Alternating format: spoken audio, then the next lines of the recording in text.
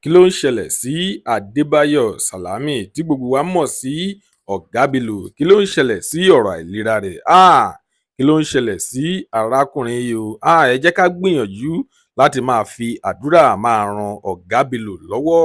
Kí ló ń ṣẹlẹ̀ sí ọkùnrin tí a mọ̀ tí ó bí Fẹ́mi Adébáyọ̀? Bàbá tí ó bí Fẹ́mi Adébáyọ̀, òun la fẹ́ sọ̀rọ̀ nípa rẹ̀ lénìí. Lágbo òṣèré la wà, ẹ wá nǹkan fìdílé, ẹ máa bá wa ká lọ kẹ́ lè gbọ́ kókó inú ìwé ìròyìn náà.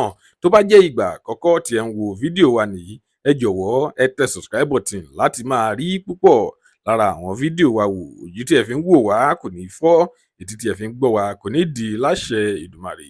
Ọpẹ́ ọmọ Àjíbóyè lórúkọ tèmi. Ẹ kú dédé wò yìí níbikíbi tẹ́ bá ti ń wò wá, nílé lóko lẹ́yìn odi. Lónìí ìròyìn jẹ́ kó tẹ̀ wá lọ́wọ́ wípé Ọ̀gá Bello tí gbogbo wa mọ̀ sí Adébáyọ̀ Sàlámì tó bí Fẹ́mi Adébáyọ̀, ó ti gbé lọ sórí ìtàkùn ayélujára rẹ̀ Instagram.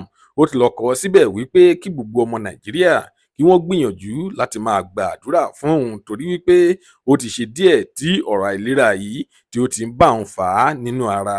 Ó ní láti ọmọ ọdún 27 years ni òun ti bá àìsàn ẹ̀jẹ̀ ríru lòun ti ń bá a jà nínú àgọ́ ara òun. Ó ní pẹ̀lú gbogbo àìsàn ẹ̀jẹ̀ ríru yìí ni òun sì fi ń ṣe àwọn fíìmù tí ẹ̀yin olólùfẹ́ òun tí ẹ ń wò tí òun dá yín lára yá.